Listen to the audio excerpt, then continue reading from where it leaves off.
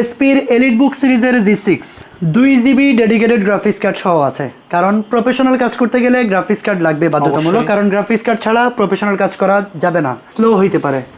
SP EliteBook সিরিজের Ryzen processor দিয়ে এই ল্যাপটপটা G6 মডেল, যেটা হলো রাইজেন 5 প্রসেসর দেওয়া আছে, 8GB র্যাম 256GB SSD আর 2GB AMD রেডিয়নের গ্রাফিক্স কার্ড দেওয়া আছে।